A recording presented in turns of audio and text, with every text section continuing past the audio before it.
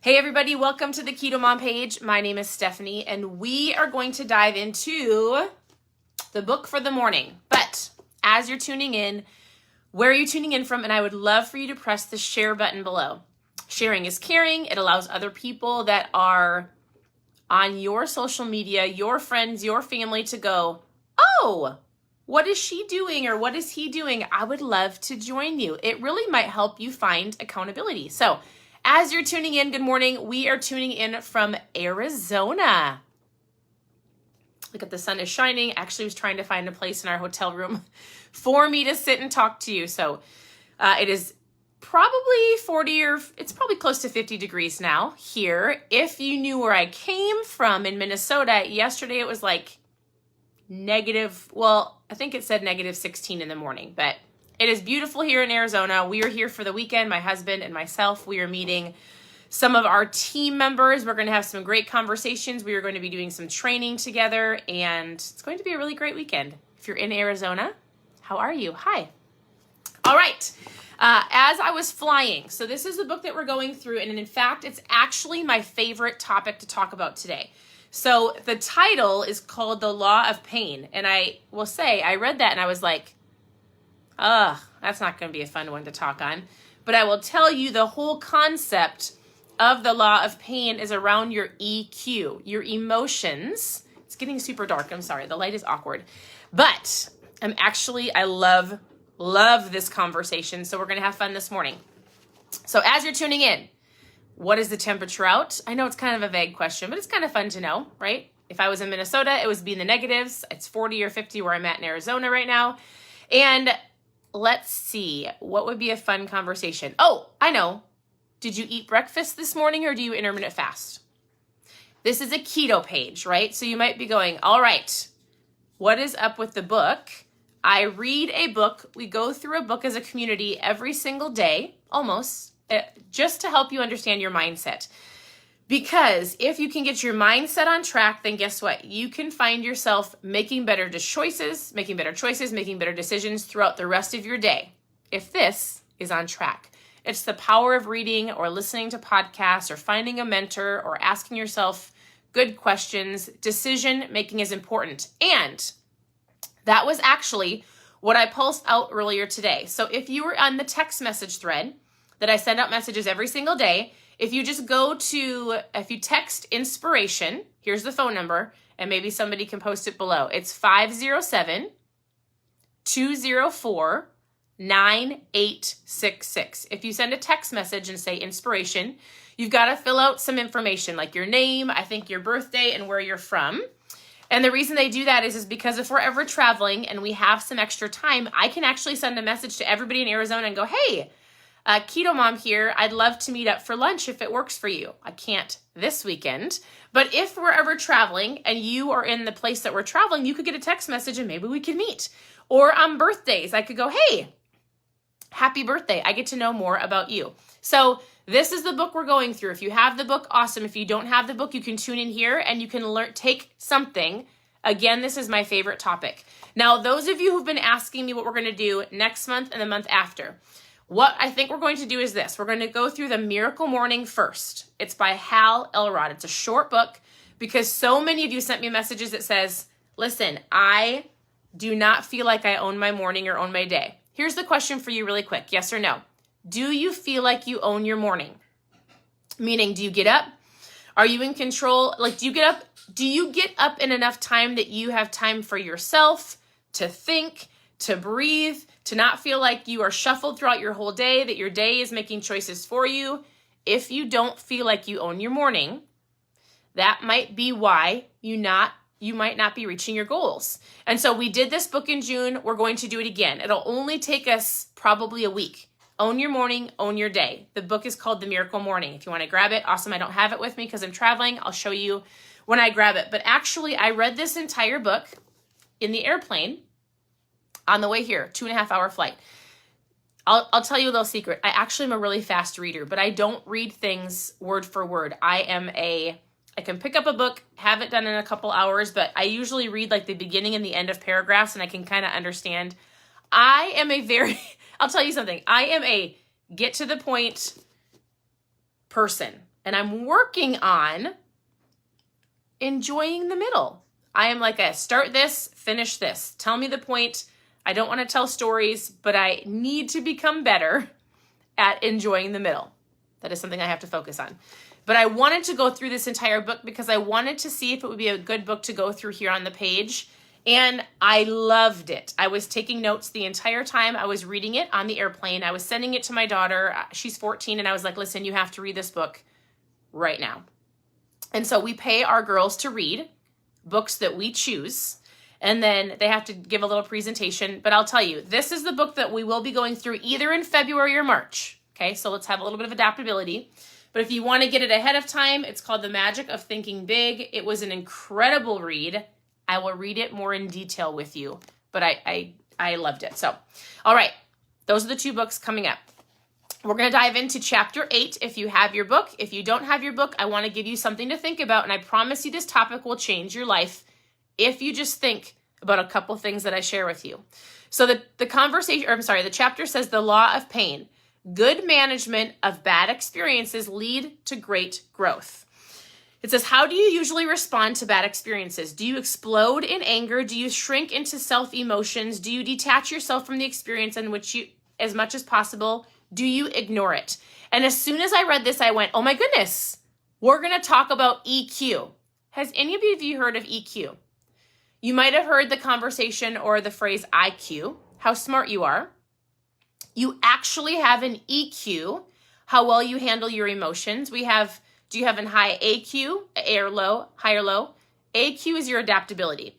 We've learned all of this concept of controlling your emotions, your IQ, your AQ, as we have grown, my husband and I, as we have grown in our leadership skills and managing a team and growing a business, we've learned a ton about this conversation of EQ. I want to give you this thought. Your EQ will ultimately probably control the decisions that you make every single day. And ultimately, I'm just going to say for fat loss right now, because most of you are here because you want to get stronger, fitter, lose fat, feel healthier, feel better. Your EQ is super important, and it will play a huge role in whether you reach your goals or you don't. Your mindset is going to really help you decide if you're going to reach your goals or you don't. And so he says, pain prompts us to face who we are and where we are. What we do with the experience defines who we will become. He tells a ton of stories. I'm not going to read them to you. What separates people who thrive from those who merely survive, I believe it's how they face their problems, how you handle your EQ. So in the very beginning, he said, all right, when something bad happens, let's say you get up late, something super simple. You hit your snooze, you get up late, you're rushing to get out the door. How is your EQ, your emotions? How do you handle that? Do you act out of anger? Do you eat out of your emotions? Do you get frustrated and say, I'm going to start tomorrow? Your EQ is so important. I want you to think of these two words. In any situation, whether I'm running late or I'm not, whether my kids are crabby or they're not, whether my boss I don't feel like it's fair or it is, in anything in life, your emotions will kick in, good or bad, right or wrong. You need to work on having a high EQ. And what EQ stands for emotional quotient, right? You've got your IQ, your intelligence. Your EQ is your emotions. Your AQ is your adaptability. Some people would say there's an SQ for spirituality, but it's how well you handle your emotions. And most people, I'll find, is they eat out of emotion, right? And so when you find yourself in a situation, you need to think of these two words. Will I react because I have a low EQ, or will I be able to gather myself, know that I don't have to say anything in this moment, I don't have to eat anything in this moment? This might really stink. I don't love this situation, but how will I respond? So really the two words you should think about today is, in any situation throughout my day, will I react or will I respond? React, you don't want to react out of a low EQ.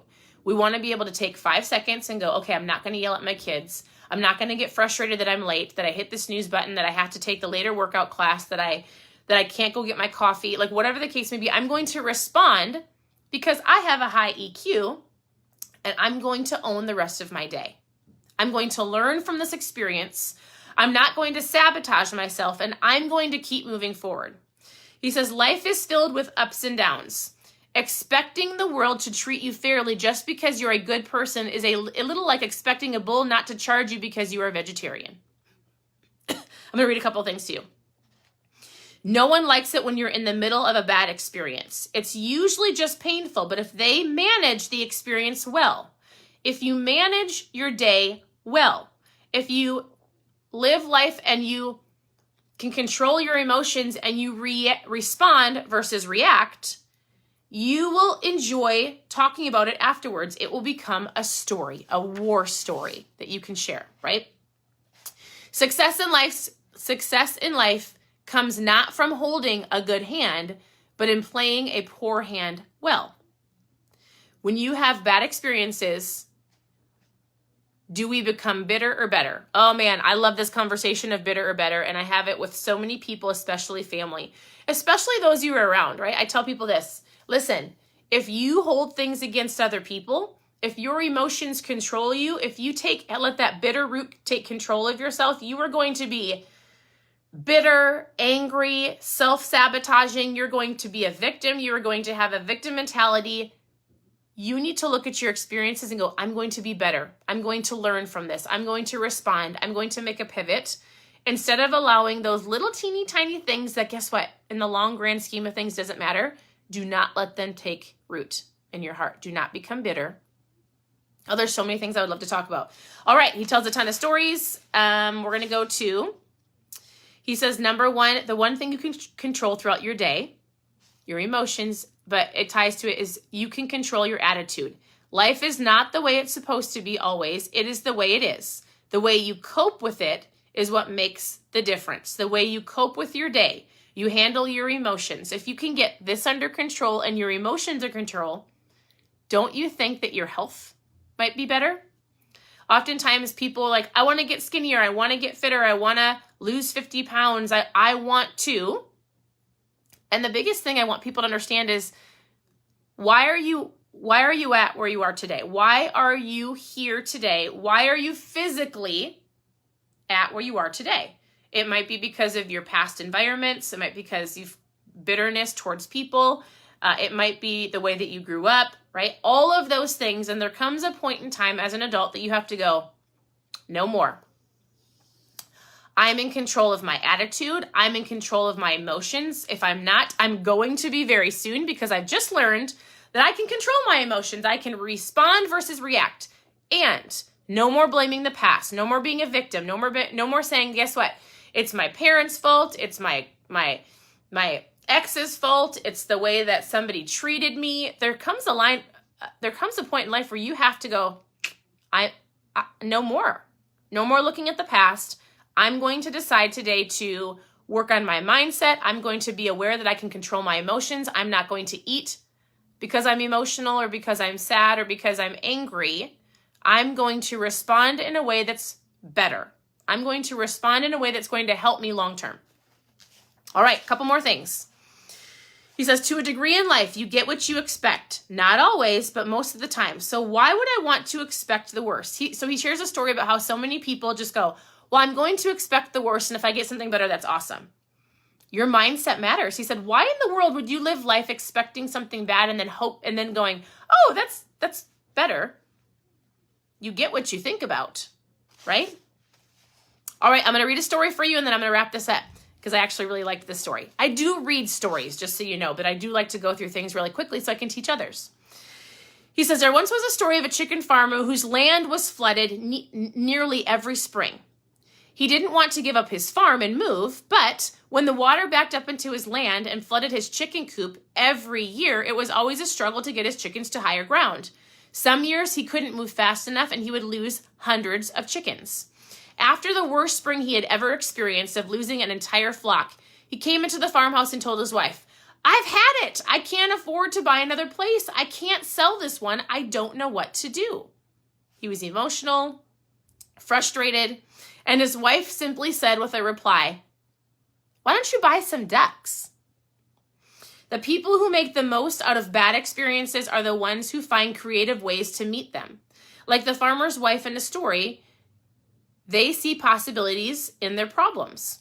Life begins at the end of your comfort zone. I believe that creativity begins at the end of your comfort zone. When you feel the pain of a bad experience, creativity gives you the opportunity to turn the pain into gains. I love this story. I loved it.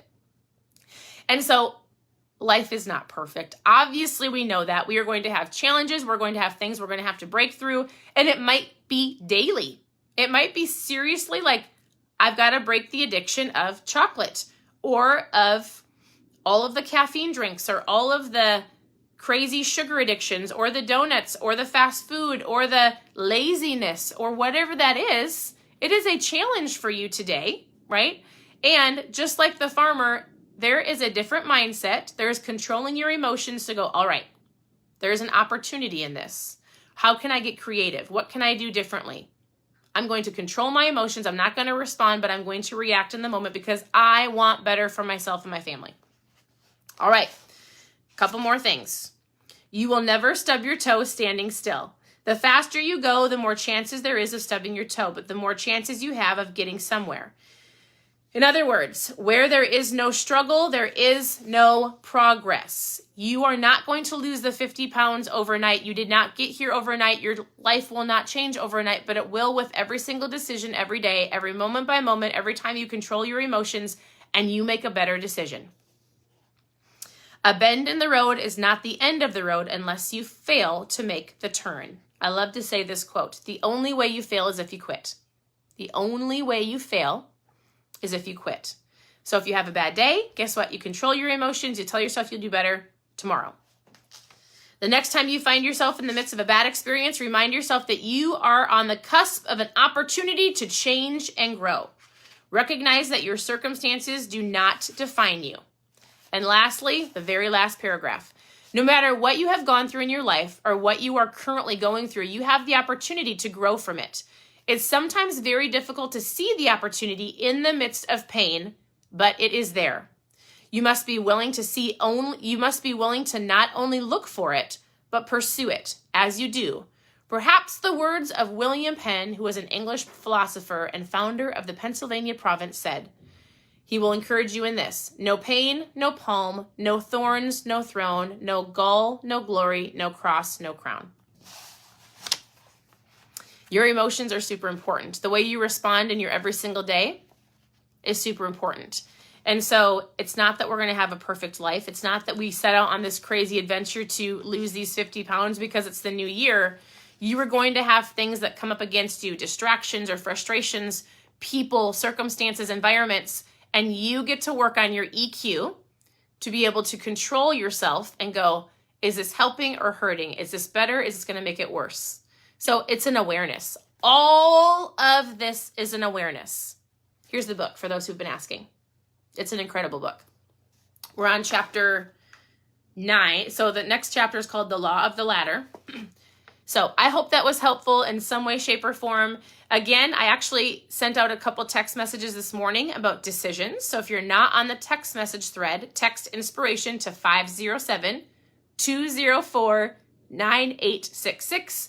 Otherwise, we will continue to go through this book for the rest of this month. We're going to do the Miracle Morning, which is a very short book to help you understand that you can control your morning. It will change everything in your life if you were in control and not letting other people control you. So it's called The Miracle Morning by Hal Elrod. We'll start that in February, and then after that, however long it takes us and wherever the conversation goes, we will get to this book, either mid-February or March. The Magic of Thinking Big. I want you to know something. I can teach you how to eat. I can tell you how much water to drink. I can tell you net carbs and total carbs. And in fact, I'll tell you this. My secret weapon is Mom Fuel. I drink it every single day. And reading. Hands down, the two things. I drink ketones. It helps me with my appetite, it's a tool. And books are tools. This is what helps me every single day. I get up. I'm mindful. I read. I own my morning. I drink my ketones. I do the things that I want to do before I let the world try to tell me what to do. So with all of that, thank you for tuning in. I truly, truly appreciate it. Continue to tune into the page for different recipes, tips, tricks, ideas. I have tons of recipes at ketomomsecrets.com. It's a blog that we have. If you want to know more about my Mom Fuel, you can always post ketones below. Otherwise, we will chat with you later this afternoon. So have a great day. Your presence matters. Thank you for tuning in, and thank you for always commenting below. I truly appreciate it. Oh, I did want to say thank you to Judy Ballard and Shannon Rydell for sharing it yesterday. So I just want to make sure that you know I see you. So Shannon and Judy, thank you for sharing the video, and continue to tune in. I hope you guys have a great day. We'll talk to you soon.